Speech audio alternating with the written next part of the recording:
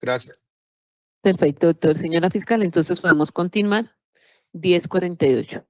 Gracias, su señoría.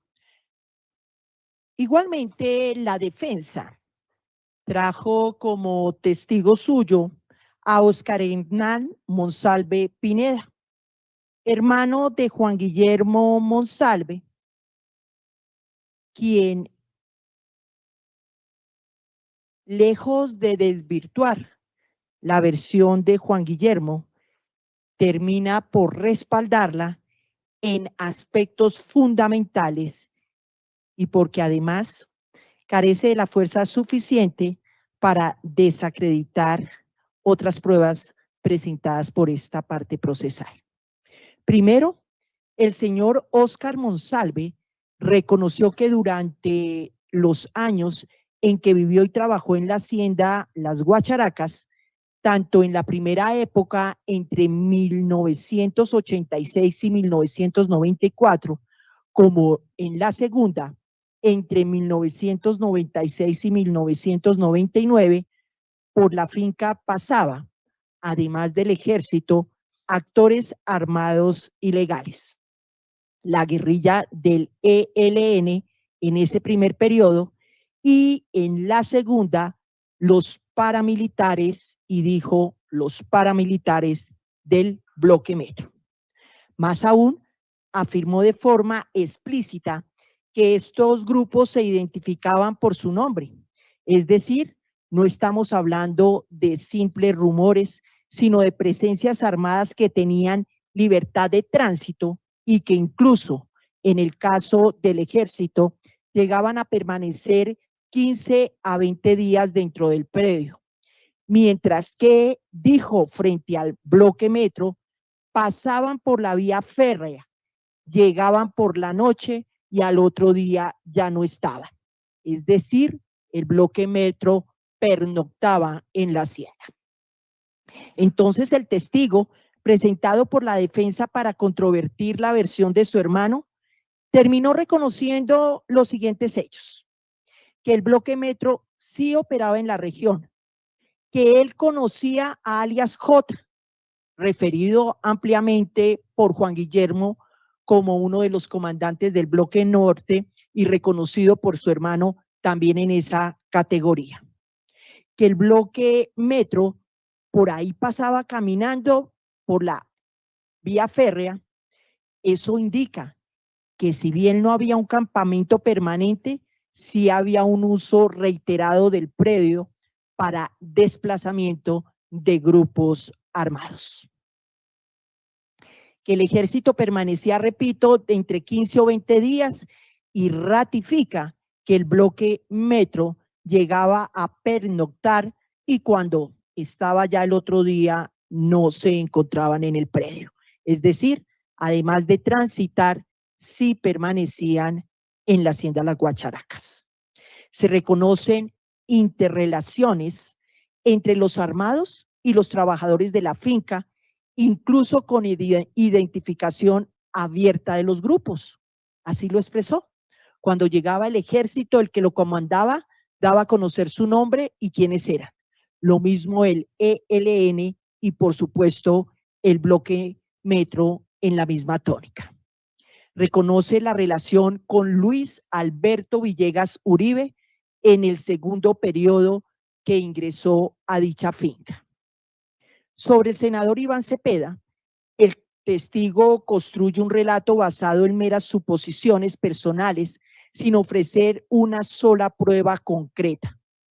Dijo, se imaginaba que los apoyos eran de Iván Cepeda, suponía que eran por ayuda humanitaria y no tenía ninguna prueba concreta de esa relación.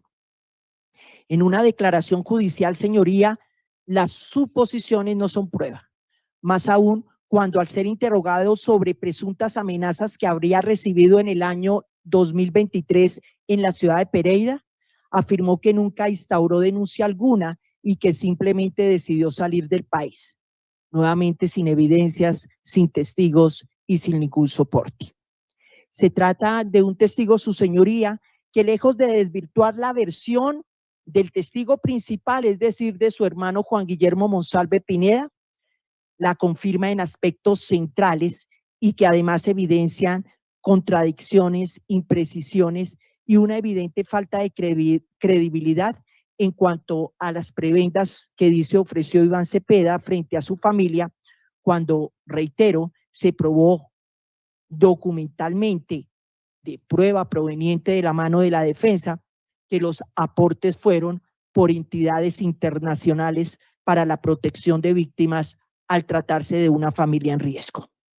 Además, su señoría, porque frente a la pertenencia de Juan Guillermo Monsalve Pineda al bloque Metro, no se elevó pregunta alguna por la defensa, y refuerza el dicho de su hermano en relación con la permanencia de los miembros del bloque Metro en el predio, así fuera transitoria, y deja incólume la permanencia y pertenencia de Juan Guillermo Monsalve Pineda a esta organización llamada Bloque Metro. También su señoría se trajo a estrados a Gabriel Muñoz Ramírez, alias Castañeda, ya mencionado en el auto inhibitorio que ingresó como prueba y referencial al inicio de esta declaración del 16 de febrero de 2018.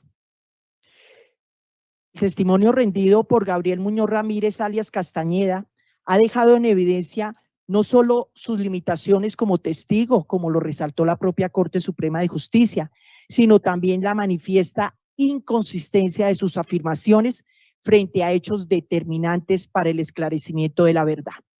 La Fiscalía solicita que este testimonio sea valorado con cautela y en virtud de los elementos que se expondrán a continuación, sea descartado como medio probatorio válido.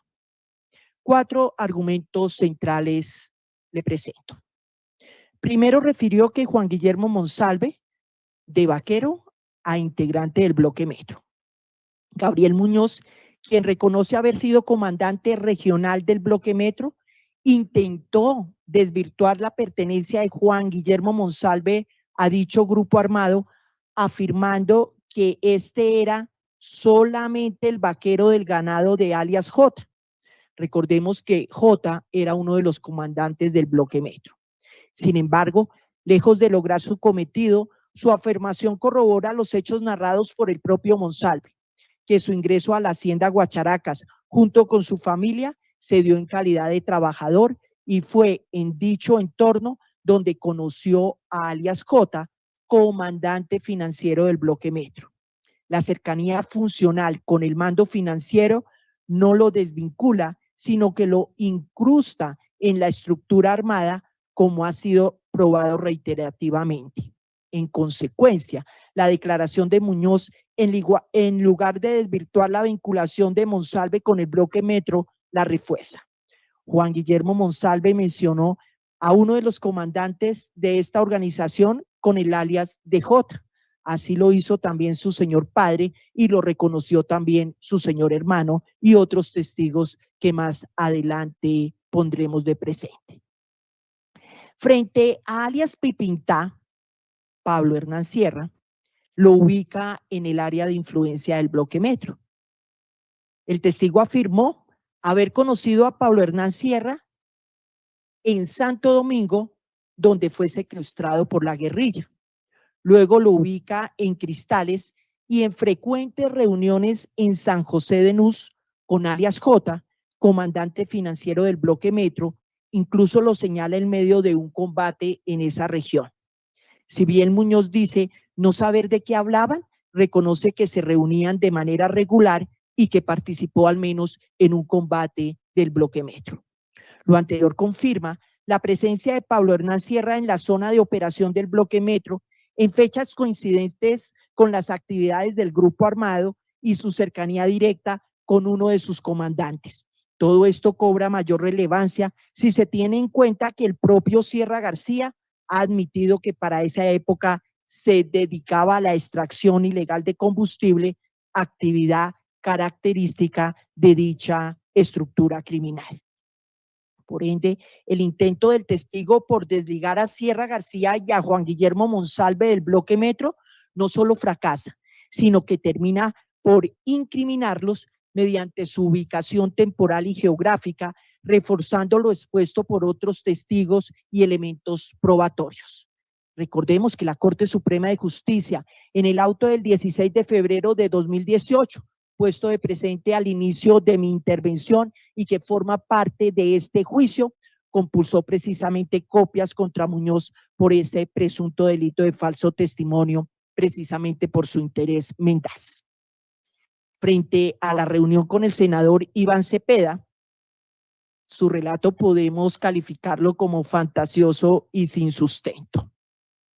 Según el testigo, se reunió con el senador Iván Cepeda en la oficina de la dirección de la cárcel de Itagüí, llevado por la doctora Mercedes.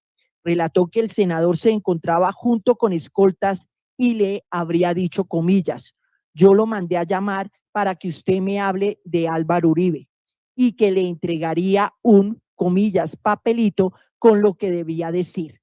Afirmó haber rechazado la propuesta y retirarse del lugar. Este relato carece absolutamente de credibilidad. Como consta en la prueba documental ingresada, se ubica a Gabriel Muñoz como parte de la lista de personas mencionadas en un correo enviado por Arroyave al senador Cepeda, solicitando su intervención por temas de seguridad y para la entrega de fosas comunes. La visita, por tanto, se enmarcó dentro de una labor legítima de control político y de defensa de derechos humanos, autorizada por el Congreso y realizada con conocimiento de la dirección del centro carcelario. El senador no tenía competencia ni posibilidad para ofrecer beneficios judiciales, tal y como lo dio a conocer cuando subió a